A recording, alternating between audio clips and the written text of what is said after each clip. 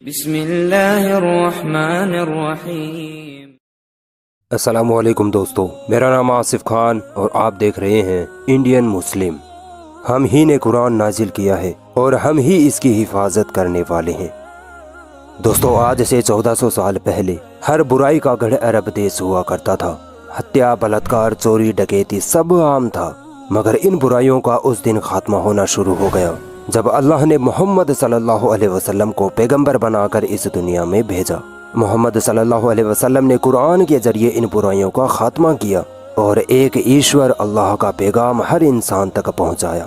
آپ کو سن کر حیرانی ہوگی کہ قرآن دنیا میں سب سے زیادہ پڑھی جانے والی کتاب ہے، اور یہ کتاب آخری نبی محمد صلی اللہ علیہ وسلم پر نازل کی گئی تھی۔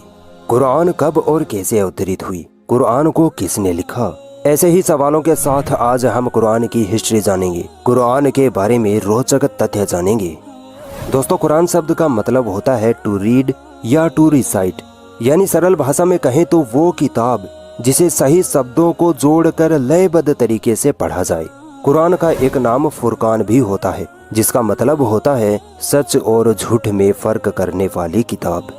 آپ نے بہت بار سنا ہوگا کہ قرآن کی اس سورہ میں یہ لکھا ہے، اس سورہ میں یہ لکھا ہے۔ تو سورہ کا کیا مطلب ہوتا ہے؟ سورہ کا مطلب ہوتا ہے چیپٹر، پارٹ یا ادھیائے۔ قرآن میں آیتیں ہوتی ہیں۔ آیت شبد کا مطلب ہوتا ہے نشانی، یا سرل بھاشا میں آیت کو ہم پنکتی کہہ سکتے ہیں۔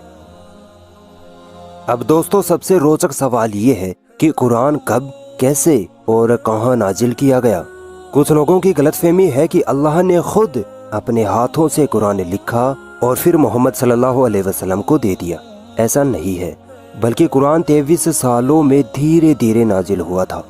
609 عیسوی میں محمد صلی اللہ علیہ وسلم جب 40 سال کے تھے، تب ایک دن وہ مکہ کی ہیرا نامی گفا میں اللہ کی عبادت کر رہے تھے کہ اچانک ایک فرشتہ جبریل علیہ السلام پرکٹ ہوتے ہیں اور قرآن کی کچھ آیتیں محمد صلی اللہ علیہ وسلم کو بتاتے ہیں۔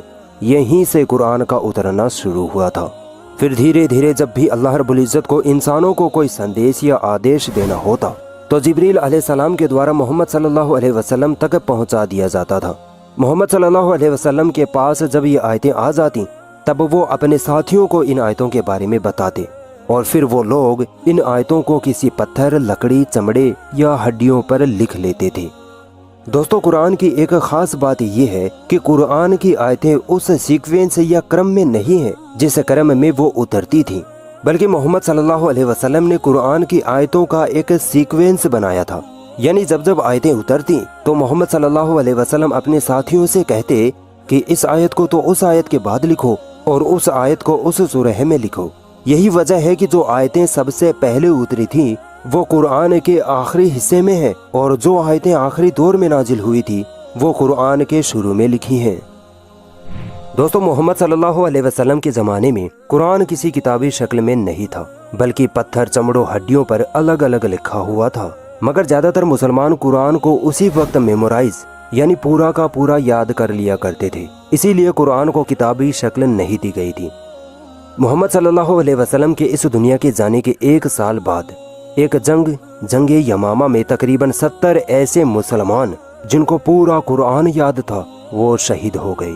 اس پر اس وقت کے پہلے خلیفہ ابو بکر رضی اللہ تعالیٰ عنہ نے نرنے لیا کہ اگر ایسے ہی سارے حافظ قرآن یعنی قرآن کو یاد رکھنے والے شہید ہو گئے تو ڈر ہے کہ ہم قرآن کو کھو دیں گے۔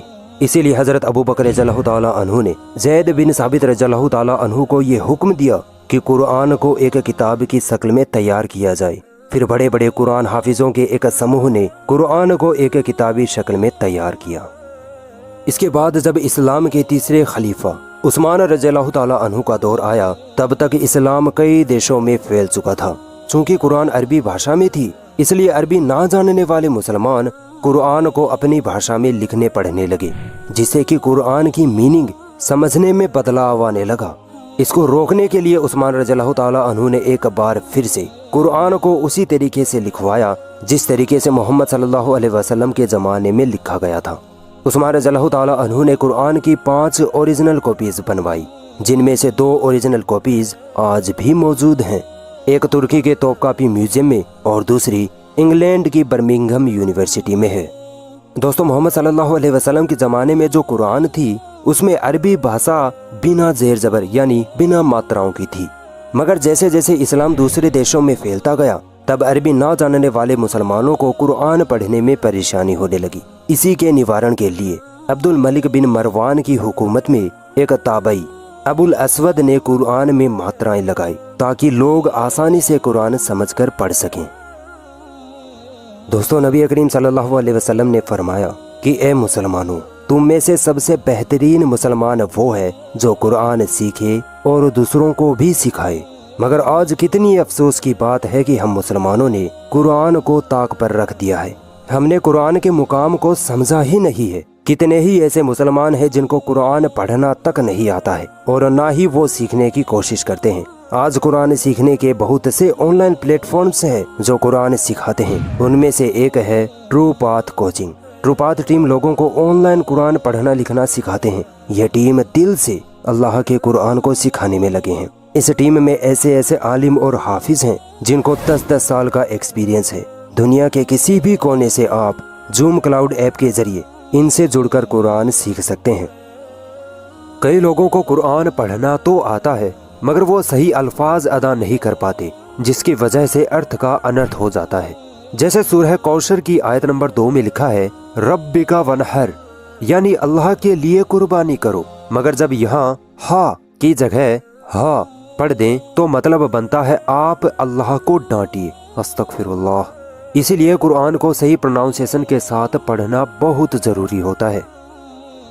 दोस्तों नबी करीम सल्लल्लाहु अलैहि वसल्लम ने फरमाया कि दीन का इल्म हासिल करना हर मर्द और औरत पर फर्ज है। यकीन मानिए हम लोगों को ढंग से वजू और गुस्ल करना तक नहीं आता है। ट्रू पाथ टीम वजू, गुस्ल, नमाज और दीन के कई बुनियादी उसूलों के बारे में हमें ऑनलाइन सिखाते हैं। आप चाहे मर्द हो या औरत, स्टूडेंट हो या ऑफिस वर्कर, हर कोई ट्रू पाथ कोचिंग के जरिए बेहतरीन तरीके से कुरान पढ़ना लिखना सीख सकता है।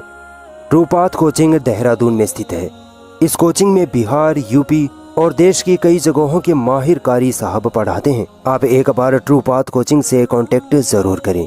फ्री रजिस्ट्रेशन और फ्री डेमो क्लास भी ले सकते हैं, जिसके लिए स्क्रीन पर दिए गए नंबर्स पर आप कॉल या व्हाट्सएप कर सकते हैं। अगर ये वीडियो आपको पसंद आई तो इस वीडियो को लाइक ज़रूर करें और भी ऐसी इंटरेस्टिंग वीडियोस देखने के लिए हमारा चैनल सब्सक्राइब ज़रूर करें और इस घंटे को भी दबाएं ताकि जब भी हम कोई नई वीडियो डालें तो उसका नोटिफिकेशन आप तक सबसे पहले पहुंच जाए।